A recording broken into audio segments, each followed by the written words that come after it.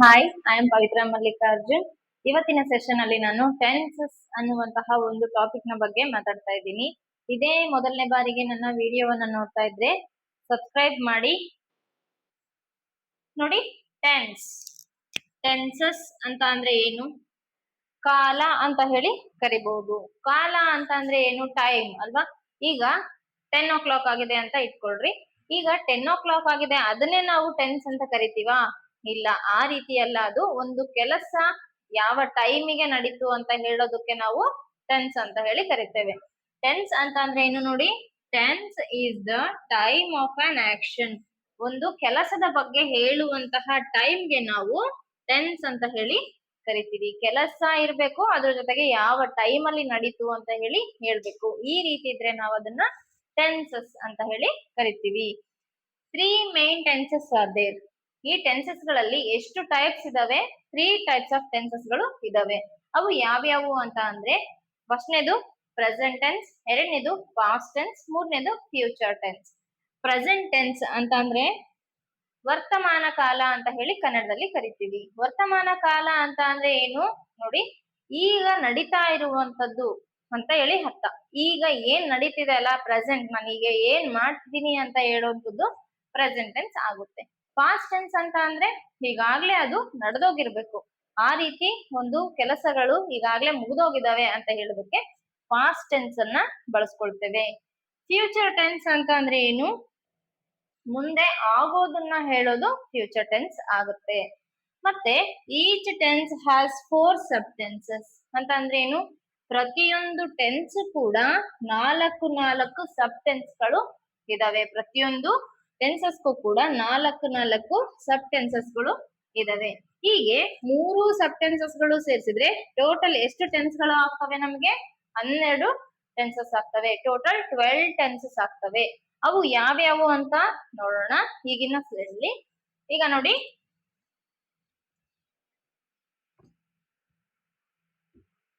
ಮೊದಲನೇ ಟೆನ್ಸ್ ಯಾವುದು ನಮಗೆ? Present tense. Present tense. ಎರಡನೇದು ಪಾಸ್ಟ್ ಟೆನ್ಸ್. ಮೂರನೇದು ಫ್ಯೂಚರ್ ಟೆನ್ಸ್ ಅಲ್ವಾ? ಈ ರೀತಿಯಾಗಿ ನಮ್ಗೆ ಮೇನ್ 3 ಟೆನ್ಸ್ ಗಳು ಇದಾವೆ. ಈಗ ನೋಡಿ, ಪ್ರೆಸೆಂಟ್ ಟೆನ್ಸ್ ಅಲ್ಲಿ 4 ಸಬ್ ಟೆನ್ಸಸ್ ಗಳಿದಾವ, ಪಾಸ್ಟ್ ಟೆನ್ಸ್ ಅಲ್ಲಿ 4 ಸಬ್ ಟೆನ್ಸಸ್ ಗಳಿದಾವೆ, ಫ್ಯೂಚರ್ ಟೆನ್ಸ್ ಅಲ್ಲಿ ಕೂಡ 4 ಸಬ್ ಟೆನ್ಸಸ್ ಗಳು ಇದಾವೆ. ಅವು ಯಾವ್ಯಾವು ಅಂತ ಈಗ ನೋಡೋಣ. ಸಿಂಪಲ್ ಪ್ರೆಸೆಂಟ್ ಟೆನ್ಸ್, ಎರಡನೇದು ಪ್ರೆಸೆಂಟ್ ಕಂಟಿನ್ಯೂಯಸ್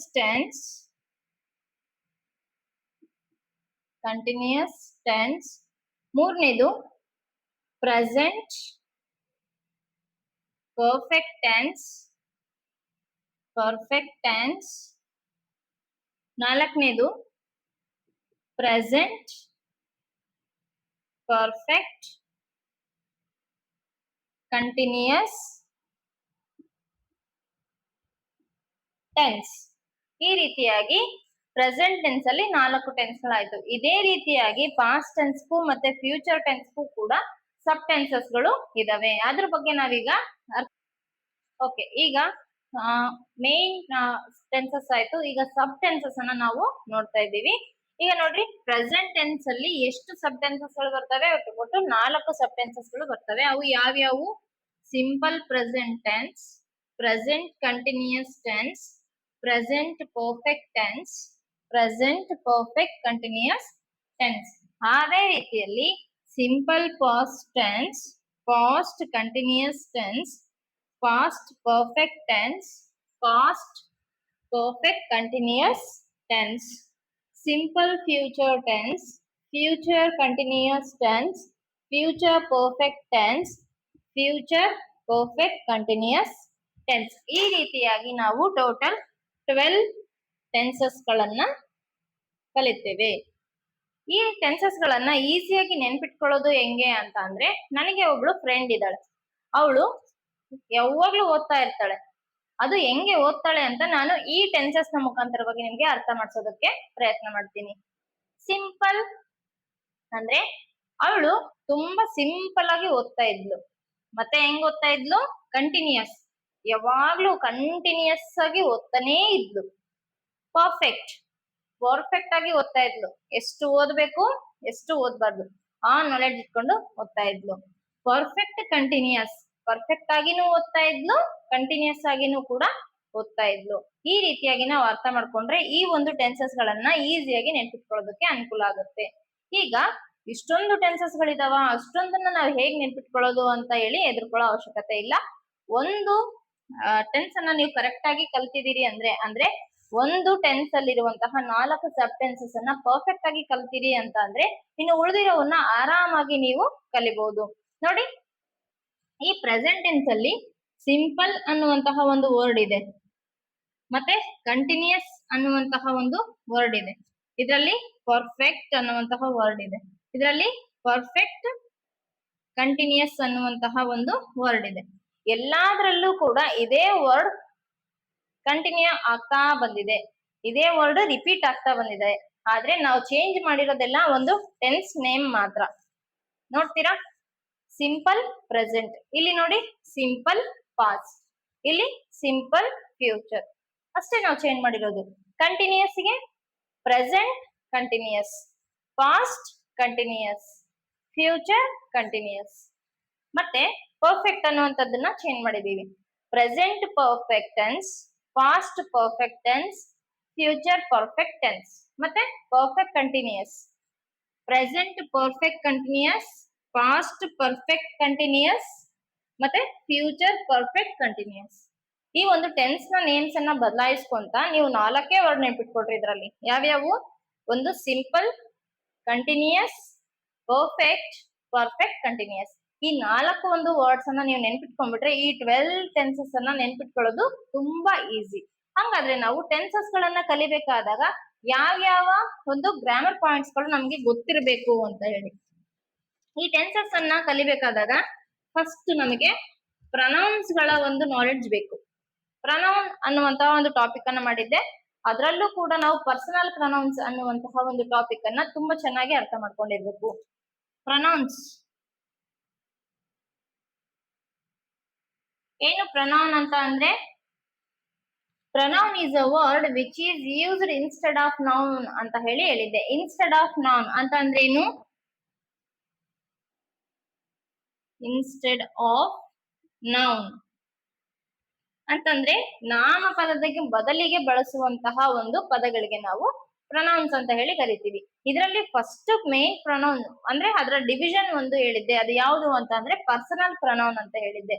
ಆ ಪರ್ಸನಲ್ ಪ್ರನೌನ್ ಅಂತ ಅಂದ್ರೆ ಏನು? ಸ್ಪೆಸಿಫಿಕ್ ಆದಂತಹ ಒಬ್ಬ ವ್ಯಕ್ತಿ ಅಥವಾ ವಸ್ತುವನ್ನ ಸೂಚಿಸುವಂತಹ ವರ್ಡ್ಸ್ ಗಳಿಗೆ ನಾವು ಪರ್ಸನಲ್ ಪ್ರನೌನ್ಸ್ ಅಂತ ಹೇಳಿ ಕರಿತೀವಿ. ಅವು ಎಷ್ಟಿದಾವೆ ಅಂತ ಅಂದ್ರೆ ಕೇವಲ 7 ಪರ್ಸನಲ್ ಪ್ರೊನೌನ್ಸ್ ಗಳು ಇದಾವೆ. ಯಾವ್ಯಾವು?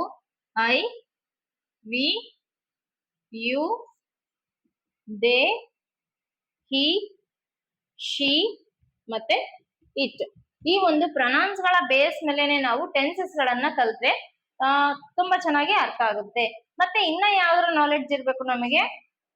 ನೋಡಿ, ಹೆಲ್ಪಿಂಗ್ ವರ್ಬ್ಸ್. ವರ್ಬ್ಸ್ ಅನ್ನೋದು ಟಾಪಿಕ್ ನ ನಿಮಗೆ ಚೆನ್ನಾಗಿ ಬರ್ಬೇಕು.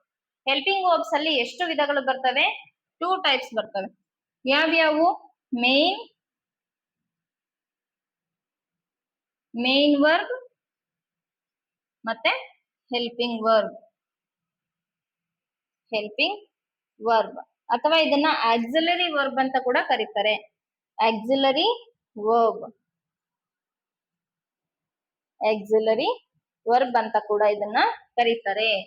ಈಗ ನೋಡಿ, ಮೇನ್ ವರ್ಬ್ ಅಂತ ಅಂದ್ರೆ ಏನು? ಹೆಸರೇ ಹೇಳ್ತಾ ಇದೆ ಮೇನ್ ಅಂತ ಹೇಳ್ಬಿಟ್ಟು, ಅಂದ್ರೆ ಡೈರೆಕ್ಟ್ ಆಕ್ಷನ್ಸ್ ಅನ್ನ ತೋರಿಸ್ಬೇಕು. ಆ ರೀತಿಯಾಗಿ ಇರುವಂತಹ ವರ್ಡ್ಸ್ ಗಳಿಗೆ ನಾವು ಮೇನ್ ವರ್ಬ್ಸ್ ಅಂತ ಹೇಳಿ ಕರಿತೀವಿ. ಎಕ್ಸಾಂಪಲ್ ನ ಹೇಳೋದಾದ್ರೆ ಜಂಪ್, ರನ್, ಈಟ್, ಸ್ಲೀಪ್, ಟಾಕ್, ಸ್ಪೀಕ್ ಇವೆಲ್ಲ ಕೂಡ ಮೇನ್ ವರ್ಬ್ಸ್ ಆಗ್ತವೆ. ಮತ್ತೆ auxiliary verbs are helping verbs ಅಂತ ಅಂದ್ರೆ ಏನು? ಈ ಒಂದು ಮೇನ್ ವರ್ಬ್ ಗೆ ಸಹಾಯ ಮಾಡುವಂತಹ, ಹೆಲ್ಪಿಂಗ್ ಹೆಸರಲ್ಲೇ ತೋರಿಸ್ತಾ ಇದೆ ನೋಡಿ, ಈ ಒಂದು ಮೇನ್ ವರ್ಬ್ ಗೆ ಸಹಾಯ ಮಾಡುವಂತಹ ಒಂದು ವರ್ಬ್ಗಳು. ನಾವು ಟೆನ್ಸಸ್ ಅನ್ನ ಯಾವ್ದ್ರ ಬೇಸ್ ಮೇಲೆ ಕಂಡುಹಿಡಿತೀವಿ ಅಂತ ಅಂದ್ರೆ ಹೆಲ್ಪಿಂಗ್ ವರ್ಬ್ಸ್ ಮೇಲೆ. ಟೈಮ್ಸ್ ಮೇನ್ ವರ್ಬ್ ಮೇಲೆ ಕಂಡುಹಿಡಿತೀವಿ, ಆದ್ರೆ ನಾವು ಹೆಲ್ಪಿಂಗ್ ವರ್ಬ್ ನ ಬೇಸ್ ಮೇಲೆನೆ ಬಹಳಷ್ಟು ವರ್ಬ್ಸ್ ಅನ್ನ ಟೆನ್ಸಸ್ ಅನ್ನ ಕಂಡುಹಿಡಿಯೋದಕ್ಕೆ ಸಾಧ್ಯ ಆಗುತ್ತೆ. ಹೆಲ್ಪಿಂಗ್ ವರ್ಬ್ಸ್ ಲಿಸ್ಟ್ ಯಾವುದು ಹಂಗಾದ್ರೆ ಇಲ್ಲಿ ನೋಡಿ, is, am, are, was, were ಇವು ಬಿ ಫಾರ್ಮ್ ವರ್ಬ್ಸ್ ಆಗ್ತವೆ ಅಲ್ವಾ. ಡೂ ಫಾರ್ಮ್ ವರ್ಬ್ಸ್ ಯಾವ್ಯಾವ ಆಗ್ತವೆ? ಡೂ ಫಾರ್ಮ್ ವರ್ಬ್ಸ್ ಯಾವ್ಯಾವ ಆಗ್ತವೆ? ಡೂ, ಡಸ್, ಡಿಡ್ ಅಲ್ವಾ, ಡೂ ಫಾರ್ಮ್ ವರ್ಬ್ಸ್ ಆಗ್ತವೆ. ಮತ್ತೆ ಹ್ಯಾವ್ ಫಾರ್ಮ್ ವರ್ಬ್ಸ್ ಯಾವ್ಯಾವ ಆಗ್ತವೆ? ಹ್ಯಾವ್, ಹ್ಯಾಸ್ ಮತ್ತೆ ಹ್ಯಾಡ್ ಅನ್ನುವಂತಹ ಯಾವ ಫಾರ್ಮ್ ವರ್ಬ್ಸ್ ಆಗ್ತವೆ. ಮತ್ತೆ ಇನ್ನು ಇಷ್ಟೆಲ್ಲ ಹೆಲ್ಪಿಂಗ್ ವರ್ಬ್ಸ್ ಇರೋದು ಇನ್ಯಾವು ಇಲ್ವಾ ಅಂತಂದ್ರೆ ಇದಾವೆ. ಅವು ಯಾವ್ಯಾವ ಅಂತಂದ್ರೆ ವಿಲ್, ವುಡ್, ಶಾಲ್, ಶುಡ್, ಇನ್ನು ಬಹಳಷ್ಟು ಹೆಲ್ಪಿಂಗ್ ವರ್ಬ್ಸ್ ಇದಾವೆ. ಇಷ್ಟು ನಾವು ಇದರ ಯೂಸೇಜ್ ಅನ್ನ ಕಲಿಬೇಕು. ಯೂಸೇಜ್ ಅಂತ ಅಂದ್ರೇನು? ಈ ಒಂದು ಹೆಲ್ಪಿಂಗ್ ವರ್ಬ್ಸ್ ಅನ್ನ ಯಾವ ಸಬ್ಜೆಕ್ಟ್ ಗೆ ಯಾವ ಹೆಲ್ಪಿಂಗ್ ವರ್ಬ್ಸ್ ಸೂಟಬಲ್ ಆಗ್ತವೆ ಅನ್ನೋದನ್ನ ನಾವು ಕಲಿಬೇಕು. ಅದನ್ನ ಇವಾಗ ಅರ್ಥ ಮಾಡ್ಕೊಳ್ಳೋಣ. ಪರ್ಸನಲ್ ಪ್ರೊನೌನ್ಸ್ ಯಾವ್ಯಾವ ಇದಾವೆ? ಟೋಟಲ್ 7 ಪರ್ಸನಲ್ ಪ್ರೊನೌನ್ಸ್ ಇದಾವೆ. ಅವು ಯಾವ್ಯಾವು ಅಂತ ಹೇಳಿದ್ರೆ I, we, you, they, he, she, it. ಇದರಲ್ಲಿ ನಾವು ಐ ಅನ್ನ ಯಾವಾಗ್ಲೂ ಸಪರೇಟ್ ಆಗಿ ಕಲಿತೀವಿ. ಮತ್ತೆ ವಿ, ಯು, ದೇ ಅನ್ನುವಂತಹವು ಪ್ಲೂರಲ್ ಗಳಾಗಿರ್ತವೆ. ಹಿ, ಶಿ, ಇಟ್ ಅನ್ನುವಂಥದ್ದು ಸಿಂಗ್ಯುಲರ್ಸ್ ಗಳಾಗಿರ್ತವೆ. ಈಗ ನೋಡಿ, ಒಂದು ಚಾರ್ಟ್ ನ ಮುಖಾಂತರವಾಗಿ ನಾವು ಅದನ್ನ ಅರ್ಥ ಮಾಡ್ಕೊಳ್ಳೋಣ. I, we, you, they, he, she, it ಈ ರೀತಿಯಾಗಿ. ಈಗ ಬಿ ಫಾರ್ಮ್ ವರ್ಬ್ಸ್ ಅನ್ನ ತಗೊಳ್ಳೋಣ. ಬಿ ಫಾರ್ಮ್ ವರ್ಬ್ಸ್ ಯಾವ್ಯಾವ ಇದಾವ ನಮಗೆ? ಇಲ್ಲಿ ನೋಡಿ, ಈಸ್, ಆಮ್, ಆರ್ ಮತ್ತೆ ವಾಸ್, ವರ್ ಇವು ನಮಗೆ ಬಿ ಫಾರ್ಮ್ ವರ್ಬ್ಸ್ ಗಳು ಆಗ್ತವೆ. ಈಗ ಈಸ್, ಆಮ್, ಆರ್ ಅನ್ನುವಂಥವ್ರನ್ನ ಪ್ರೆಸೆಂಟ್ ಟೆನ್ಸ್ ಅಲ್ಲಿ ಬಳಸ್ಕೊತೀವಿ. ಮತ್ತೆ ವಾಸ್, ವರ್ ಅನ್ನ ಪಾಸ್ಟ್ ಟೆನ್ಸ್ ಗೆ ಬಳಸ್ಕೊಳ್ತೀವಿ. ಈಗ ಈ ಒಂದು ಹೆಲ್ಪಿಂಗ್ ವರ್ಬ್ಸ್ ಯಾವ್ಯಾವ ಸಬ್ಜೆಕ್ಟ್ ಗೆ ಯಾವ್ಯಾವ ಹೆಲ್ಪಿಂಗ್ ವರ್ಬ್ಸ್ ಹಾಕ್ಬೇಕು ಅನ್ನೋದನ್ನ ಈಗ ಅರ್ಥ ಮಾಡ್ಕೊಳ್ಳೋಣ. ಈಗ ನೋಡಿ, ಪ್ರೆಸೆಂಟ್, ಪಾಸ್ಟ್. ಐ ಅನ್ನೋಂಥದ್ದಕ್ಕೆ ಪ್ರೆಸೆಂಟ್ ಟೆನ್ಸ್ ಅಲ್ಲಿ ಐ ಜೊತೆಗೆ ಯಾವಾಗ್ಲೂ ಆಮ್ ಅನ್ನ ಬಳಸ್ತೇವೆ.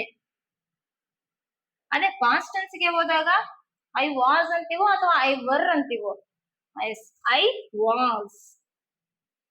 ವಿ ಅನ್ನೋಂಥದ್ದಕ್ಕೆ ವಿ ಈಸ್ ಅಂತೀವೋ ವಿ ಆರ್ ಅಂತೀವೋ? Are, we are. ವಾಸ್ ಮತ್ತೆ ವರ್ ಅನ್ನು ತಗೊಂಡಾಗ ವಿ ವರ್ ಅಲ್ವಾ. You are, you were. ದೇಗೆ ಪ್ರೆಸೆಂಟ್ ಟೆನ್ಸ್ ಅಲ್ಲಿ R,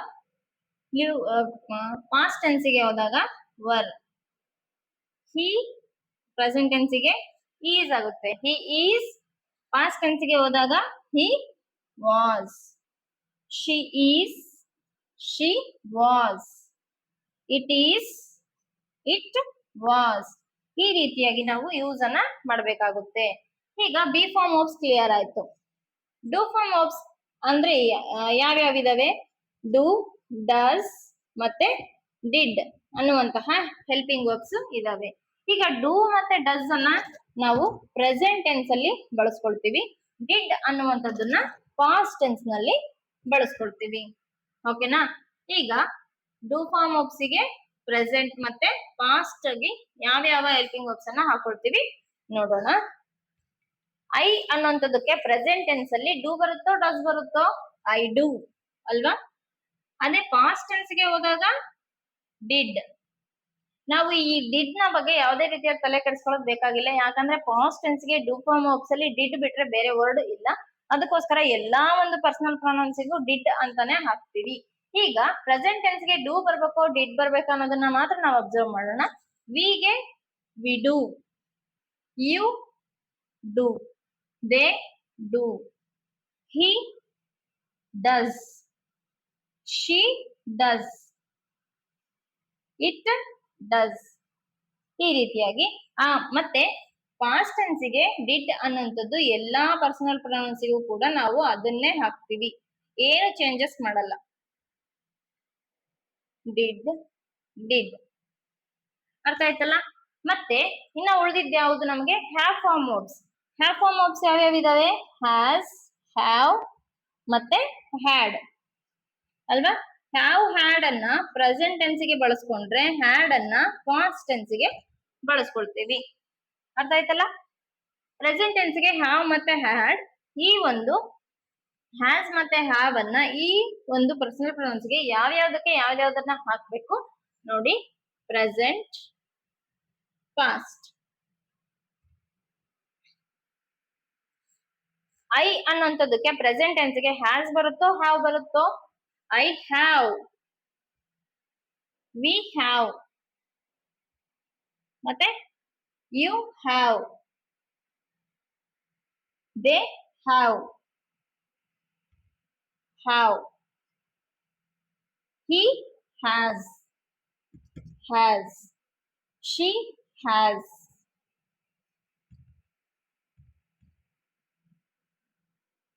he has, she has, it has.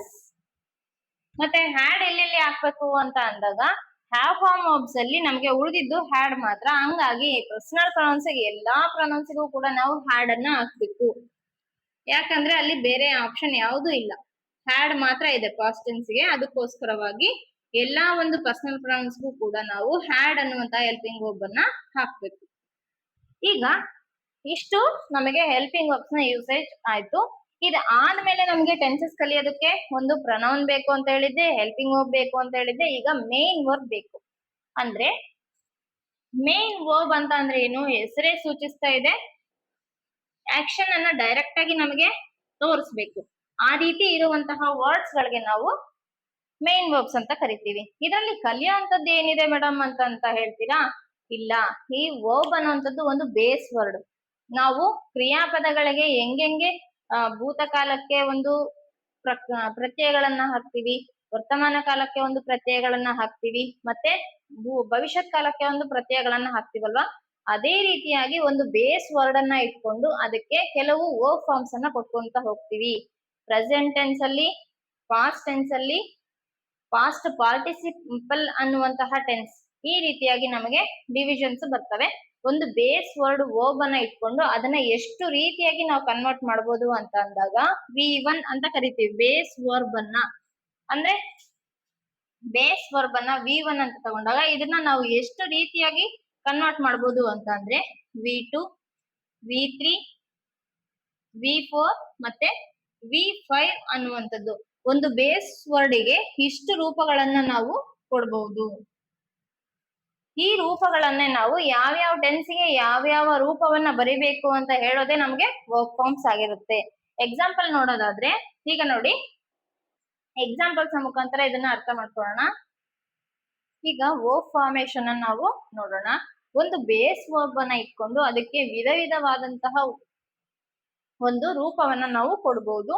ಈಗ ನೋಡಿ, ಇದು ಪ್ರೆಸೆಂಟ್ ಟೆನ್ಸ್ ಅಲ್ಲಿ, ಇದು ಪಾಸ್ಟ್ ಟೆನ್ಸ್ ಅಲ್ಲಿ, ಇದು ಪಾಸ್ಟ್ ಪಾರ್ಟಿಸಿಪಲ್ ಅಂತ ಕರಿತೀವಿ. ಇದು ಕಂಟಿನ್ಯೂಯಸ್ ಒಂದು ವರ್ಕ್ ಅನ್ನ ತೋರ್ಸೋದಕ್ಕೆ V4 ಅನ್ನುವಂಥದ್ದನ್ನ ಬಳಸ್ಕೊಳ್ತೀವಿ. ಎಸ್ ಫಾರ್ಮ್ ಅನ್ನ ತೋರ್ಸೋದಕ್ಕೆ ನಾವು V5 ಅನ್ನ ಬಳಸ್ಕೊಳ್ತೀವಿ. V4 ಅಂತ ಅಂದ್ರೂ ಒಂದೇ, ING ಫಾರ್ಮ್ ಅಂತ ಅಂದ್ರೂ ಕೂಡ ಒಂದೇ, V5 ಅಂತ ಅಂದ್ರೂ ಕೂಡ ಒಂದೇ, ಎಸ್ ಫಾರ್ಮ್ ಅಂತ ಅಂದ್ರೂ ಕೂಡ ಒಂದೇ. ಅರ್ಥ ಆಯ್ತಲ್ಲ. ನಾವು ಮೇನ್ ಎಷ್ಟು ಕಲಿಬೇಕೀಗ? V1, V2, V3 ಅನ್ನೋದು ನಮ್ಗೆ ಕಂಪಲ್ಸರಿಯಾಗಿ ಗೊತ್ತಿರಬೇಕು. ಈ ING ಫಾರ್ಮ್ ಎಲ್ಲದಕ್ಕೂ ನಾವು ಆರಾಮಾಗಿ ING ಅನ್ನ ಸೇರಿಸ್ಕೊಳ್ತಾ ಹೋಗ್ತೇವೆ. ಮತ್ತೆ ಎಸ್ ಫಾರ್ಮ್ ಕೂಡ ಏನು ಅಷ್ಟೊಂದು ತೊಂದರೆ ಕೊಡಲ್ಲ. ಈ ರೀತಿಯಾಗಿ ನಾವು V1, V2, V3 ಅನ್ನ ಕರೆಕ್ಟ್ ಆಗಿ ಕಲಿತಾಗ ಮಾತ್ರ ನಾವು ಸೆಂಟೆನ್ಸ್ ಫಾರ್ಮೇಶನ್ ಬೇಸ್ಡ್ ಟೆನ್ಸ್ ನ ಸೆಂಟೆನ್ಸ್ ಫಾರ್ಮೇಶನ್ ಮಾಡೋದಕ್ಕೆ ತುಂಬಾ ಅನುಕೂಲ ಆಗುತ್ತೆ. ಮತ್ತೆ ಈಸಿಯಾಗಿ ಬೇಗ ಕಲಿಬಹುದು ನಾವು. ಗೋ ಅನ್ನುವಂತಹ ಒಂದು ಪ್ರೆಸೆಂಟ್ ವರ್ಡ್ ಅನ್ನ, ಆಕ್ಷನ್ ವರ್ಡ್ ಅನ್ನ ತಗೊಂಡಿದ್ದೀನಿ. ಅದಕ್ಕೆ ಪಾಸ್ಟ್ ಟೆನ್ಸ್ ಗೆ ಹೋದಾಗ ವೆಂಟ್ ಆಗುತ್ತೆ, ಪಾಸ್ಟ್ ಪಾರ್ಟಿಸಿಪಲ್ ಗೆ ಹೋದಾಗ ಗಾನ್ ಆಗುತ್ತೆ, ING ಫಾರ್ಮ್ ಗೆ ಗೋಯಿಂಗ್, ಎಸ್ ಫಾರ್ಮ್ ಗೆ ಗೋಸ್. ಅರ್ಥ ಆಯ್ತಲ್ಲ. ಕಮ್ ಅನ್ನುವಂತಹ ವರ್ಡಿಗೆ ಪಾಸ್ಟ್ ಟೆನ್ಸ್ ಗೆ ಹೋದಾಗ ಕೇಮ್ ಆಗುತ್ತೆ, ಪಾಸ್ಟ್ ಪಾರ್ಟಿಸಿಪಲ್ ಹೋದಾಗ ಮತ್ತೆ ಕಮ್ ಆಗುತ್ತೆ. ಇಲ್ಲಿಗೂ ಏನ್ ಡಿಫರೆನ್ಸ್ ಇಲ್ವಲ್ಲ ಅಂತ ಕೇಳಿದ್ರೆ ಇಲ್ಲಿ ಹೆಲ್ಪಿಂಗ್ ವರ್ಬ್ಸ್ ನ ಬೇಸ್ ಮೇಲೆ ಕೆಲವು ಟೆನ್ಸ್ ಗಳನ್ನ ಐಡೆಂಟಿಫೈ ಮಾಡ್ತೀವಿ ಅಂತ ಹೇಳಿದೆ ನಾನು. ಅದೇ ಇಲ್ಲಿ ಅಪ್ಲೈ ಆಗುತ್ತೆ. ಮತ್ತೆ ING form, S form. ING form ಗೆ ಕಮಿಂಗ್, S ಫಾರ್ಮ್ ಗೆ ಕಮ್ಸ್. ಬಿಗಿನ್ ಅನ್ನುವಂಥದಕ್ಕೆ ಬಿಗ್ಯಾನ್, ಬಿಗನ್, ಬಿಗಿನಿಂಗ್, ಬಿಗಿನ್ಸ್. ನೀವು ಓದ್ಬೇಕಾದ್ರೆ ಇದೇ ರೀತಿಯಾಗಿ ಓದಿದ್ರೆ ಆರಾಮಾಗಿ ನೆನಪಿರ್ತದೆ. ಹೆಂಗೆ? Play, played, played, playing, plays. Drink, drank, drunk, drinking, drinks. Write, wrote, written, writing, writes. Do, did, done, doing, does. ಈ ರೀತಿಯಾಗಿ ಓದಿ ನೆನ್ಪಿಟ್ಕೊಂಡ್ರೆ, ಈಗ ನೋಡಿ ಈ ವರ್ಬ್ ಫಾರ್ಮ್ ಅನ್ನ ಮಾಡ್ಬೇಕಾದಾಗ ಕೆಲವು ಸಲ ಈ ಒಂದು ಪಾಸ್ಟ್ ಟೆನ್ಸ್ ಗೆ ಇಡಿ ಫಾರ್ಮ್ ಅನ್ನ ಸೇರಿಸಿದ್ರೆ ಪಾಸ್ಟ್ ಟೆನ್ಸ್ ಆಗ್ಬಿಡ್ತವೆ. ಕಿಲ್, ಕಿಲ್ಡ್, ಕಿಲ್ಡ್ ಅಲ್ವಾ? ಈ ರೀತಿಯಾಗಿ ಇಡಿ ಫಾರ್ಮ್ ಹಾಕಿದ್ರೆ ನಮಗೆ ಪಾಸ್ಟ್ ಟೆನ್ಸ್ ಬರ್ತದೆ. ಇನ್ನೂ ಕೆಲವು ಸಲ ವರ್ಡ್ಸೇ ಚೇಂಜ್ ಆಗ್ತವೆ. ಗೋ ಅನ್ನೋಂಥದ್ದು ಪಾಸ್ಟ್ ಟೆನ್ಸ್ ಗೆ ಹೋದಾಗ ವೆಂಟ್ ಆಗುತ್ತೆ, ಪಾಸ್ಟ್ ಪಾರ್ಟಿಸಿಪಲ್ ಗೆ ಹೋದಾಗ ಗಾನ್ ಆಗುತ್ತೆ. ಈ ರೀತಿಯಾಗಿ ವರ್ಡ್ಸೇ ಚೇಂಜ್ ಆಗ್ಬಿಡ್ತವೆ. ಇನ್ನೂ ಕೆಲವು ಸಲ ಒಂದೊಂದಕ್ಕೆ ಒಂದೊಂದು ರೀತಿ. ಡ್ರಿಂಕ್ ಅನ್ನೋಂಥದಕ್ಕೆ ಇಲ್ಲಿ ನೋಡಿ ಎ ಅನ್ನುವಂತ ಒಂದು ಓವೆಲ್ ಚೇಂಜ್ ಮಾಡಿದೀವಿ, ಡ್ರ್ಯಾಂಕ್ ಆಯ್ತು. ಮತ್ತೆ ಇಲ್ಲಿ ಒಂದು ವೆಲ್ ಚೇಂಜ್ ಮಾಡಿದೀವಿ, ಡ್ರಂಕ್ ಆಯ್ತು. ಡ್ರಿಂಕ್, ಡ್ರ್ಯಾಂಕ್, ಡ್ರಂಕ್ ಅಲ್ವಾ? ಇಲ್ಲಿ ನೋಡಿ ರೈಟ್, ರೋಟ್, ರಿಟರ್ನ್.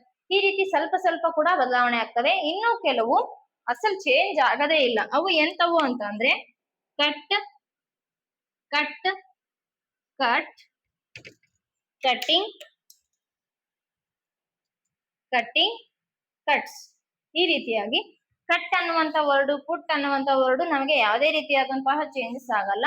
ನಿಮಗೆ ಬಹಳಷ್ಟು ಸೋರ್ಸ್ ಗಳು ಇರ್ತವೆ. ಅದರಿಂದ ಈ ವರ್ಬ್ ಫಾರ್ಮ್ಸ್ ಅನ್ನ ಕಲೆಕ್ಟ್ ಮಾಡಿ ಬರೆಯೋದ್ರಿಂದ ತುಂಬಾ ಅನುಕೂಲ ಆಗುತ್ತೆ ಟೆನ್ಸಸ್ ಮಾಡೋದಕ್ಕೆ. ನೆಕ್ಸ್ಟ್ ಕ್ಲಾಸ್ ಅಲ್ಲಿ ನಾನು ಟೆನ್ಸಸ್ ಅನ್ನ ಕ್ಲಾಸ್ ಮಾಡ್ತೇನೆ. Thanks for watching. If you like my video, please subscribe, share and like my video. Thank you for watching.